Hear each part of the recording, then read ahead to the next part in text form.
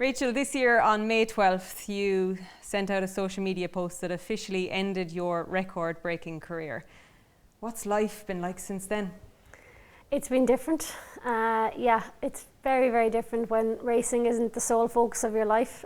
So parts of it I've really enjoyed and parts of it I really missed as well. You know, I've missed racing, but yeah, it was a decision I got to make. So I've no regrets. No regrets, but it must have been a difficult, I suppose, to conclude what was your life for the best part of 20 years.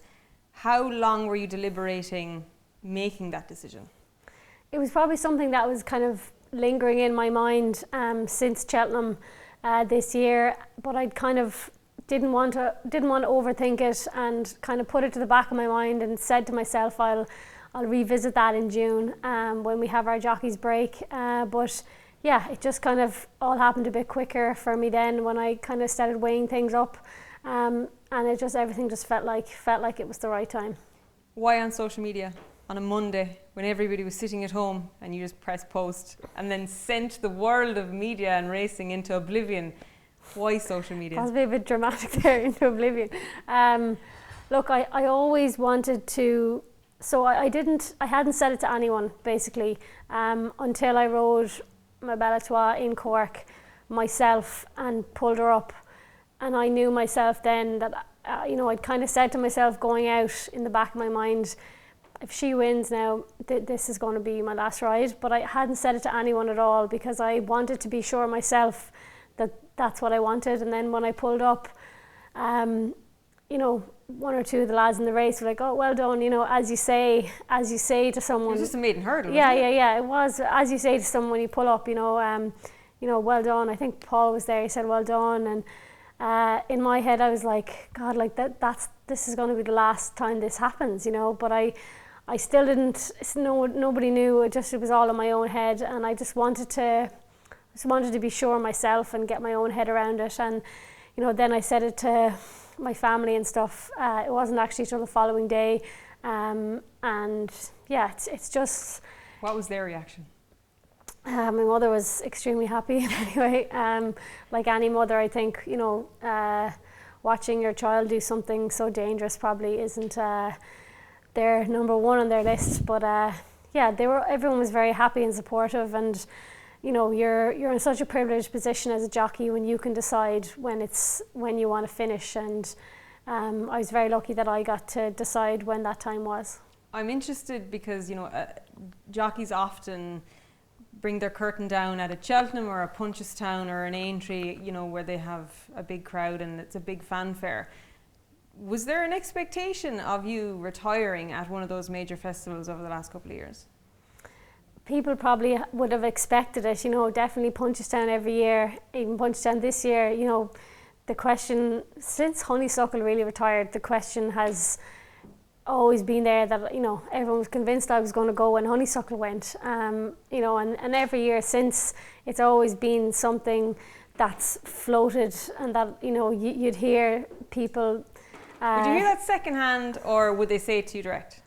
A bit of both, yeah, a bit of both. But people mean well and they're wishing you well and whatever. But I was never ready. I wasn't even ready in Punchestown this year. I wasn't ready to finish. My sole focus that week was to try and ride a winner in Punchestown, and everyone is different, and I never saw myself doing it in Punchestown, As is typical Rachael Blackmore, you did it in your own style, in your own fashion, and it was perfect. It was everything you wanted it to be. I'm interested to know, because people have this idea of who you are, what you're like. What do you think the biggest misconception about Rachael Blackmore is? You tell me, you're one of these people, are you? I think people believe that you're media shy and that maybe you don't like doing this. Is that wrong? I dislike doing print media. That's probably my least favourite thing to do. Can I ask why? It's just the words. I don't know. I've had one or two little bad experiences in the past with with interviews and whatever, and I'm annoying, like I'm way too obsessed with words and how they read and stuff. I also learnt this from my attempt at writing a children's book. I just get way too into the words, but no, I don't mind doing it. Yeah, I don't mind doing it. Although I'd probably be happier if I was somewhere else rather than sitting here talking to you right now. Picking stones in the burn, probably. So during, say, the 2021 lockdown, I think you went from being Rachael Blackmore, the jockey who was living her dream and making a very good living, to being one of the most recognisable faces in the country and in the sport. How did you manage that attention? How did that change your life? It changed my life immensely, you know, especially after the Grand National.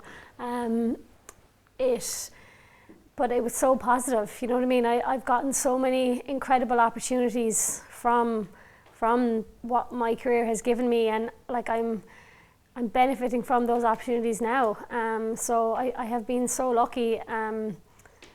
It changed my life, definitely. Yeah, you get to do things that are, you know, you'd never think possible, meet people you'd never believe. And I always felt, when you were riding, you kind of always said, I'll enjoy that when I'm retired. Are you now enjoying it? Are you reaping the seeds now? Yeah, it's mad. Like when I look back on the video clips, you know, you see clips coming up, and I still have to, it's still strange watching them, you know. I still have to be like, that was actually me doing that, you know. And like you see video footage of you walking back into the winners enclosure in Cheltenham, for example, and like it's massive, like, you know, and yeah, you can really let it sink in now and believe it all. And you know, one of the positive things about being retired, I suppose, is that I can enjoy that all now. Like that can't be taken away. That I can't. It's safe, isn't it? It's kind of safe now. Yeah. It's safe, and that's a nice thing. Yeah. Okay, so let's go back in time. Let's go back to when you were in college. We rode as an amateur together for a while, and you juggled bumpers and doing your studies. I believe you had an equisizer in your room even in college. You were always taking it seriously. Was it ever an option to not succeed in the saddle? Was there ever a plan B if it didn't work out? Succeeding in the saddle was never plan A, you know, because I never envisaged that I could make a career out of being a jockey. You know, it was always something that I had such a desire for it to work, but I never believed that it would work in the manner that it did. What was your realistic expectation of what you could achieve when you were an amateur? Like, I wanted to ride out my £7 claim. You know, I wanted to ride more point-to-point winners. I wanted to try and be lady point-to-point champion. You know, they were the goals. And you know, I remember when I turned, that was a big consideration. Like, I'm not going to be champion. You know, I had You're sacrificing the point-to-point title. I had a realistic chance, you know, over a number of years of maybe someday being able to achieve that. And you know, that was an achievable goal, but I was kind of going to give that up and not be able to say that anymore. So yeah, like, little did I know it would go the way it went then. Yeah. Tell me about your first trip to Cheltenham. Yeah, I would have went to Cheltenham. Group of us went over. It was just such a different experience, you know. What age were you? I would have been 20, I'd say. Would have been 20. You know, we were going over. We were at the other side of, you know, we weren't in the parade ring. We were looking into the parade ring. Yeah, 2021. The race score experience. Yeah, sorry. The race score experience, the fan experience. Exactly, yeah, the fan experience. You know, like, it was just completely different. Like, you know, we were in Club 21 every night. We were. You? Yeah, I know. Like, it was a different. Or is it 21 Club? I can't remember. You were in the club. Yeah, but we were. Yeah, it was just experiencing Cheltenham from a completely different perspective. And like, little did I think I'd ever be walking back in there after winning a Gold Cup. Like, it's so, like, when I think back to me watching Cheltenham with my friends, looking into the parade ring, like, I didn't even imagine that I could be that person. You know, like I might have looked on to the fox hunters and thought, oh, class, like how cool would it be to get a spin in Cheltenham? It doesn't even matter if it had a chance or not, you know. That was where I was at. Like it wasn't even a dream. It's phenomenal to think how things actually developed. Yeah, fairy tale stuff. And then when you talk about being a jockey, the main question that I want to know is, did you enjoy it? Yeah, I loved it. I loved being a jockey, but it was hard as well. You know, there's parts of it that are hard, but you do it because you've gotten a taste for riding a winner, and you want that again. And then you're lucky enough to get it on a bigger stage, and then you realise, whoa, like this is a whole other ball game. I want this again, and you know, then you get on better horses, and they give you an incredible feeling, and you want to experience that again. And yeah, it's something you love doing, even though it's also hard in the moment, if you get me. Yeah. So interpreting that is you love winning, you love the feeling, you want more of it, but is it ever enough?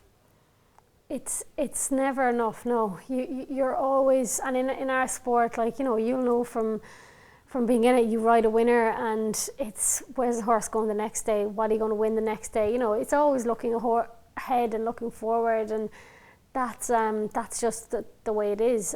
But yeah. Pressure, how did you find it?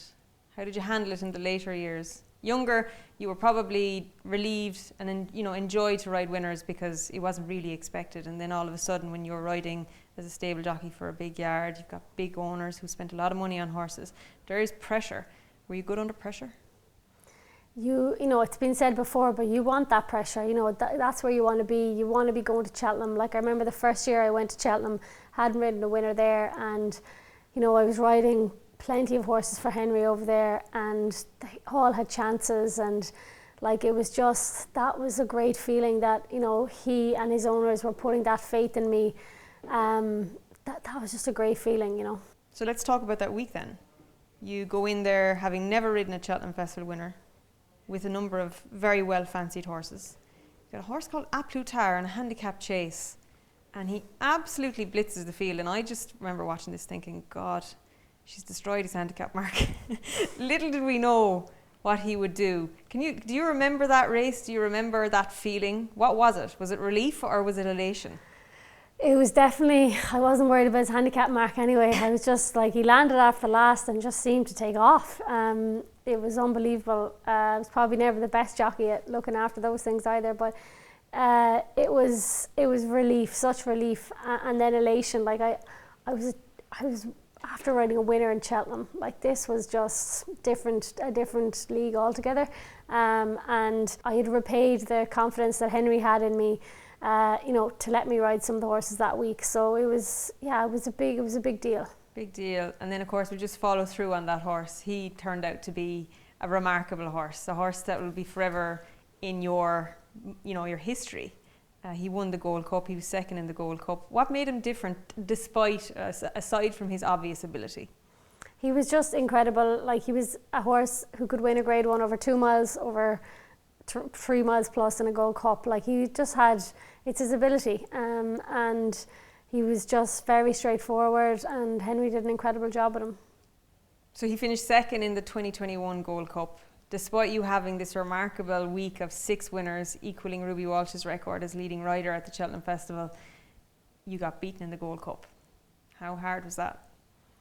It was hard because it's a Gold Cup, and I was second. Like, I never thought I'd even get that close ever again. Like, I remember a couple of people after saying, you know, oh, he'll be there again next year, like you'll win it on him next year. And I was thinking, like, oh my God, please, like, that's 12 months away. I have to get there, he has to get there. You know, so many things have to fall into place for that to happen, and it did happen, you know. But yeah, like, it was so hard in the moment, but it's definitely easier now knowing that I got the opportunity to win it on him the following year. Was it harder because you finished second to a stablemate? It was, like, and you know, I was in that incredible position where I had a choice of 2 horses in a Gold Cup that finished 1 and 2. Like, that's once again so far away from the girl who was looking in at the parade ring back when I was 20. It's a different world, you know. But yeah, look, I'd had an incredible week that week, so I was a bit in disbelief at how the week had gone in some ways, and that's just racing, isn't it? It was bittersweet, yeah. You turned in the year you won, and you rode him so patiently. Can you remember those last two fences? Can you remember the feeling of, I'm going to win the Gold Cup? Yeah, I remember like not being able to kind of get out, but then I remember thinking that this is where I want to be. Like, thank God I can't go anywhere because I'm not tempted, you know what I mean? So I did ride him more patiently, but like the manner in which he won, you know, he's just an incredible horse, you know, and it was just unbelievable. It was a standout moment.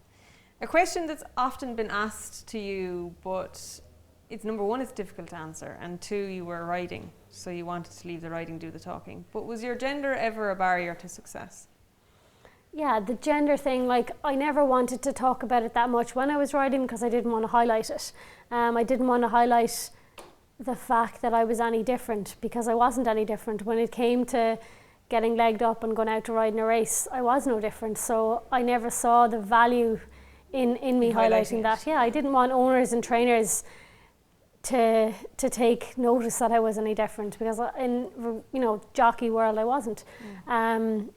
You know, I think definitely starting off it's you know it's definitely a little bit harder to get going, but you know, once you get going and you know you can prove yourself at all and you know you're willing to put in that work, you know, the doors are open then for you. You know, it's just as hard for males or females to progress along, you know. Yeah, once you deliver the results. Tell me if I'm wrong, but my interpretation of it is male or female, you'll get the opportunity if you're good enough. But if you're female, the margin for error is nil.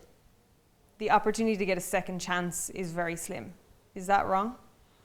I just think it's so hard for everyone. There's so many people trying to ride the same horses and trying to get on the same horses, and like it doesn't change as you work up along, you know. Like I don't think there's much margin for error for anyone there because there's a weigh room full of good people to ride, you know. So like I definitely think being female got me more exposure and attention when I did start to ride winners, you know, so maybe that was a help. You know, my agent Gary Cribben was brilliant at getting me opportunities. You know, obviously Shark got me going, but then, you know, to try and get outside rides, and you know, he was brilliant at that, and you know, maybe it was a help that I was different in some way, you know, that there was more notoriety there because I was the female doing it, you know, and it definitely, it's definitely given me so many incredible opportunities as well, you know, outside of the racetrack, we'll say. You know, I've had incredible sponsors and support over the years, and like they're still with me today, you know, KPMG and FBD Hotels, the Jockey Club. I drive a beautiful Volvo. You know, all of those benefits have come out of being female. So, you know, I've been so lucky. Do you remember when there was a particular moment in your career or a particular ride or a particular race that began the avalanche because things really started to roll all of a sudden? Do you remember a moment where you're thinking, ooh, that really started something?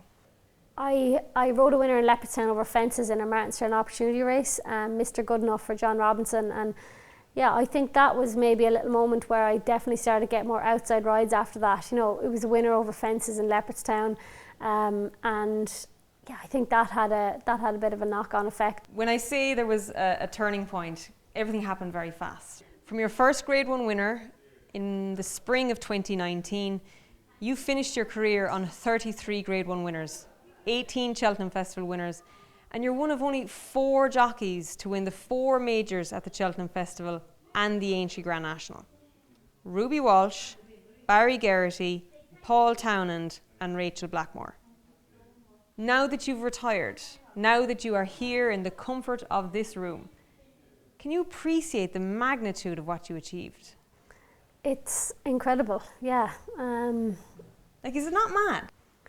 Like, even hearing you say that is just, yeah, it's phenomenal. Like, I can't even, you know, I obviously knew that information, but like, you know, when you hear someone say it, it's similar to watching those clips that I see now. Like, it's hard for it all to,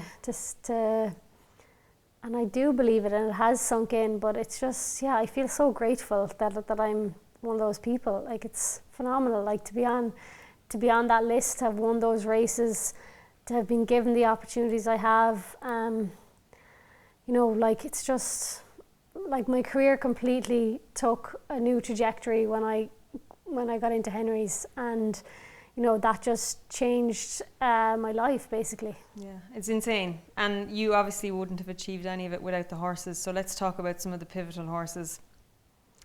Honeysuckle, a marvel. 17 wins from 19 runs, 16 unbeaten sequence. There was pressure when you rode her, but she was the game changer, wasn't she? Yeah, and I just loved riding her. Like, she just progressed every day she ran. She's, you know, like, the first day I won in her, like, I didn't pull up thinking like she's going to win champion hurdle someday. Do you know what I mean? But like, Henry just seemed to, the work he did with her to just blossom her along like he did, and nurture her along, like, it was just phenomenal. And yeah, being associated with her is just what every jockey wants.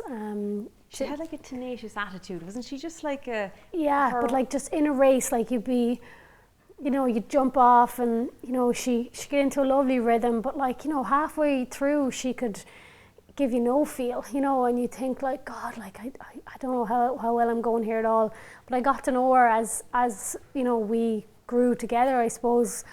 You know, she would then just come alive for you, and you could just feel her digging deep, like you didn't feel it with every horse doing, you know. She really tried so hard to win, and, you know, she would give a burst of energy and acceleration, and it was just it was a class feeling. A turbo boost. And you rode her in every one of her starts, which was very important to you. And I remember being in your company even on the build up to one of her races, and if you had gotten a fall, instantly you'd be thinking, when's her next race? Was that such a part of your life where you're like, everything revolved around her to a certain degree?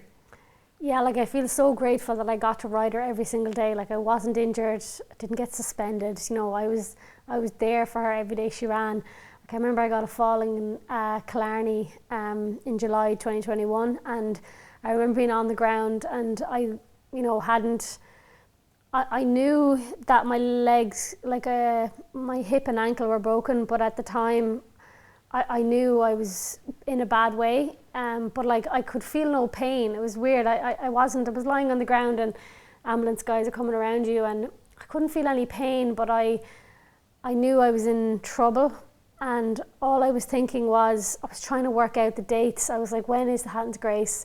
And like, you know, you're half a bit dazed after getting a fall or whatever, and like, I was trying to do the math on when that was, and would there be enough time, and, you know, I knew like there was legs probably broken, and that's usually, you know, I was trying to work it all out. Like, I just have a really distinct memory of that. Yeah, the medic's asking you your name, and you're thinking, when's the Hatton's Grace? Yeah, I did get snapped back into reality when they went to take off my boot, and my ankle was broken, and then the pain. Then it became painful. I think I stopped thinking about dates very quickly then. But I just remember being on the ground, trying to get my brain to start working and work out, you know. Calculate the dates. Calculate the dates, yeah, because like that was just, being back for her was everything in that moment, yeah. Of course. So you never really spoke about injuries during your career. It's not something you ever really wanted to discuss. Was there a reason for that? I don't think I didn't discuss them, did I? I think you kind of just disappeared. Yeah, like, I suppose I broke my neck at the end of the summer last year, and yeah, I suppose I was always had myself convinced that I was going to be back quicker than I was going to be allowed to come back. So I never wanted to announce that I'd a bone broken in my neck. It just sounded a bit more dramatic, and I didn't want owners to think like I was gone, you know what I mean? And I just wanted to... You didn't want to display weakness, would that be fair? No, not a weakness, because, jockeys break bones all the time. It's not a weakness. It's just, I didn't want anyone thinking I wasn't going to come back. So you mentioned your legs and your neck. Was anything else? What else did you break? Yeah, I broke my wrist, nose, collarbone, hip, ankle and neck. So actually, I didn't get off too badly at all when it comes to injuries. Every jockey is going to get injured at some stage, and yeah, on the grand scheme of things, I fared okay, I think. And you never missed out in Honeysuckle. So tell me about the last day, that last win on her at Cheltenham. That was mega. Yeah, it was just such a special day. It was something that I'll never ever, I hope I never forget that feeling, to get the chance to walk back into the winner's enclosure on her again. And after the year that was for Henry and his family and for everyone, it was just so special. And yeah, that was just something I've never experienced. I had never experienced anything like that before, like the crowd walking back in. I never experienced it again after, and it was just so special for so many reasons. It was very emotional. I was there. A lot of people remember it. The older generation talk about Dawn Run and Arkle. I think the reception she and Henry and you got that day was as big as we'll probably ever see. The crowd really appreciated the journey that had been taken that year. Yeah, the cheering was for way more than Honeysuckle and me winning a race in Cheltenham. It was for something far more important and bigger.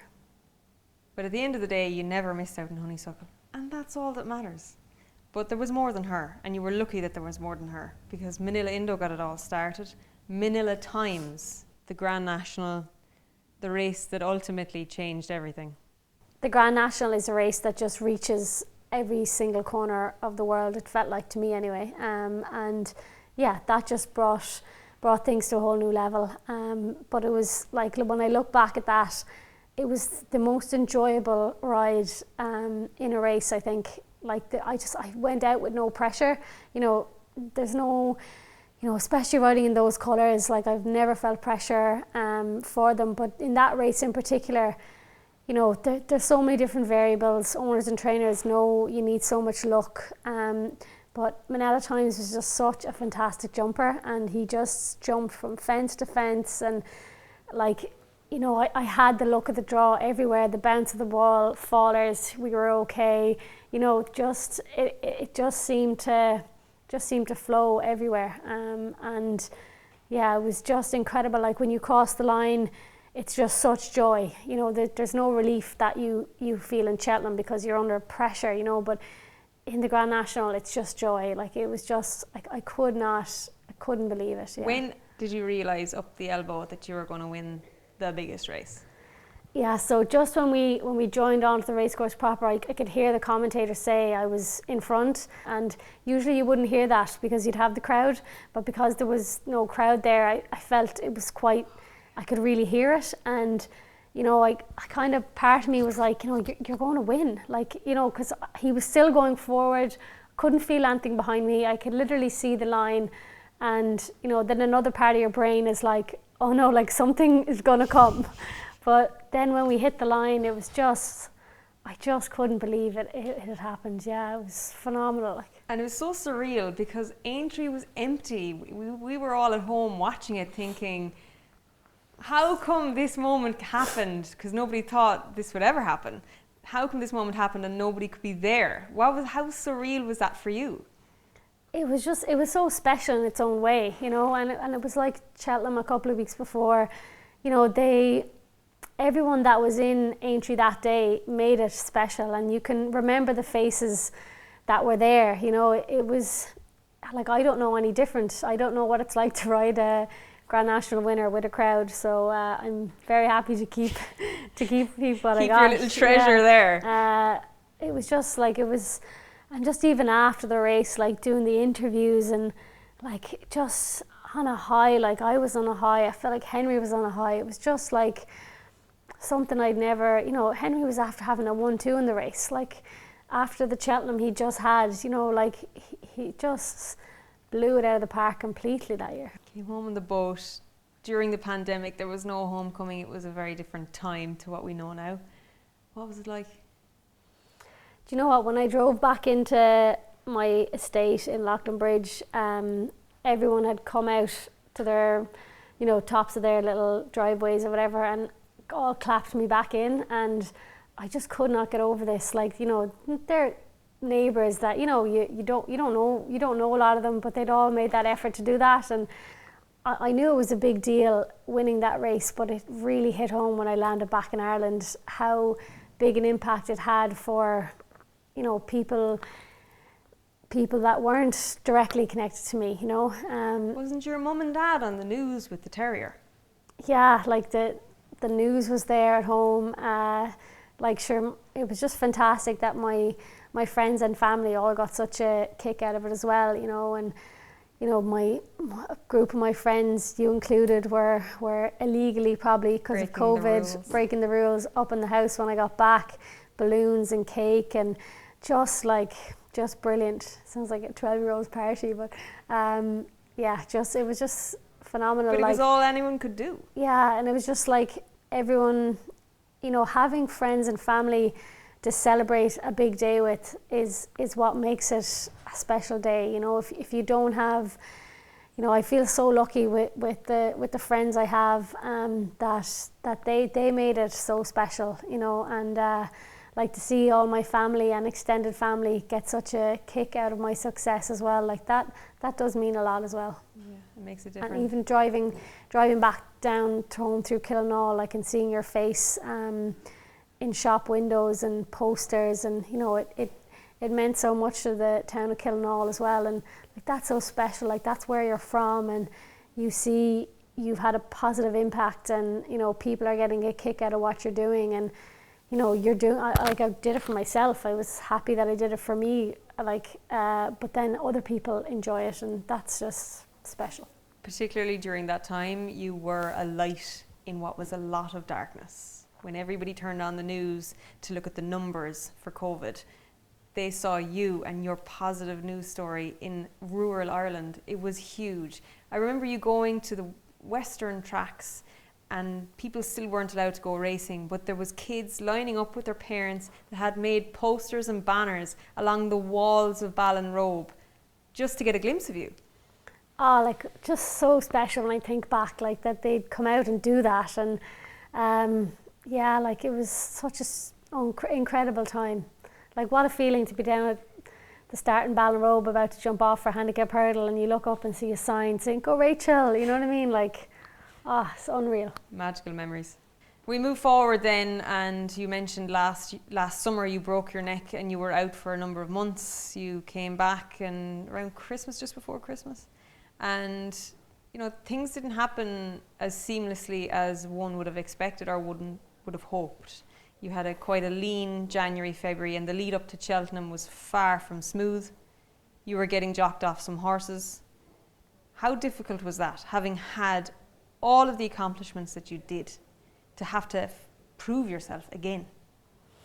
Yeah, I think coming back from, it's hard for any jockey when they're out of sight, they're out of mind for 3 months. It's very hard, but I still came back to Grade 1 winners to ride, and the likes of Bob Ollinger heading over to Cheltenham, like I was in a much better position than a lot of other jockeys when they're out injured.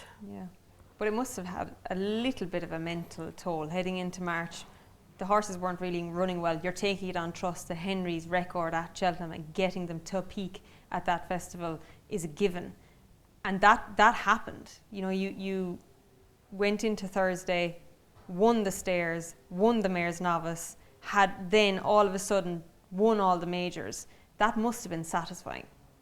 It's incredible. Like, what jockey doesn't want to have done something like that, But like every Cheltenham every week of Cheltenham, you're going over there hoping that you'll ride a winner. And like, you know, I was always in a much better position to a lot of people because of the horses I was involved with and the horses I was going to get the chance to ride. So, you know, I'd been in a position where I'd had a winner, had plenty of the Cheltenham festivals at all of them I'd ridden at since 2019. So, you know, the first 2 days there was nothing happening, and you know, I remember going to bed on Wednesday night and just thinking like, God, like this just mightn't happen this year, and that's you know, that's.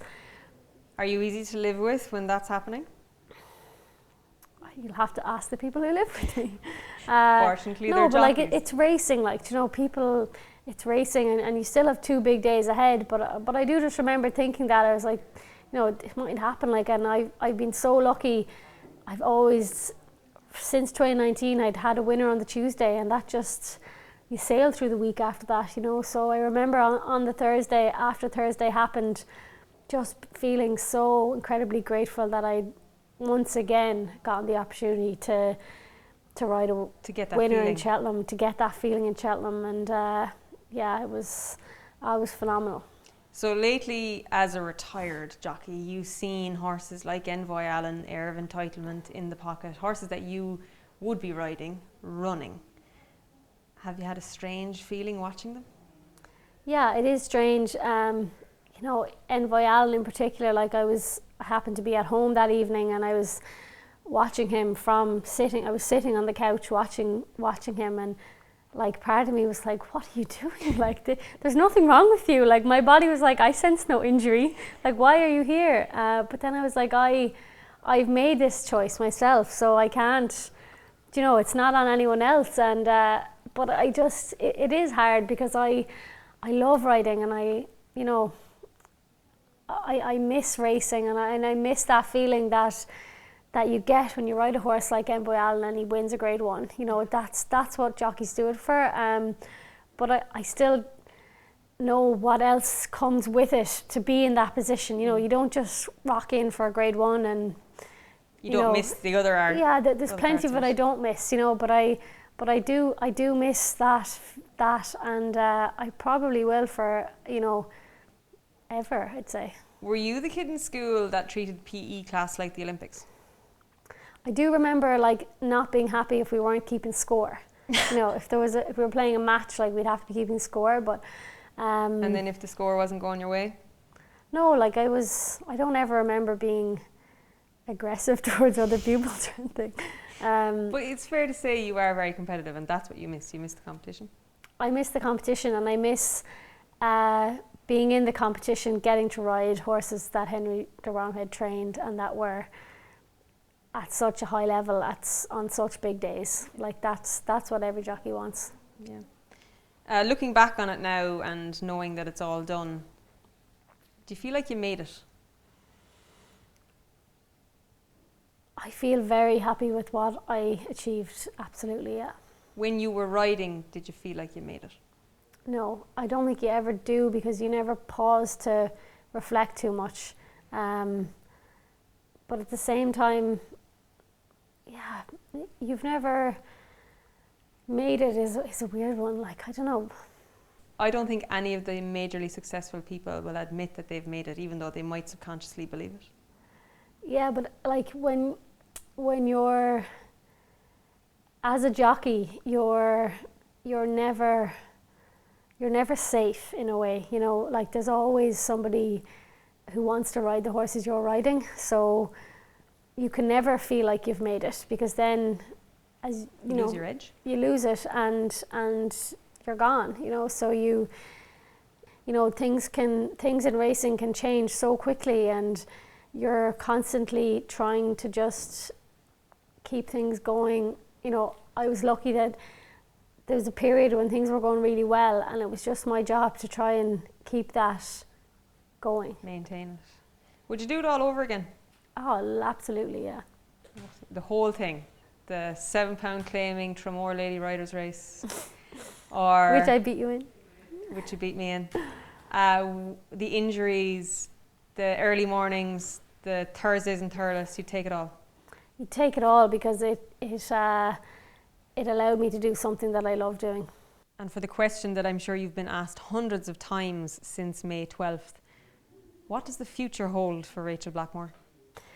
Who knows? I never thought I'd have the past I've just had. So yeah, I don't fully know. I thought I'd have an answer for you. We're in November now. I didn't have an answer in May. Thought I might have it in November.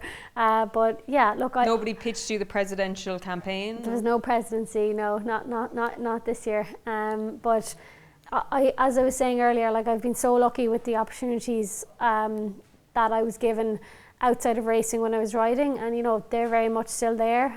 So like I'm doing plenty of different things without going down one solid kind of avenue. So I think that's going to be my life for the next while anyway. Okay. And earlier this year, you're not idle.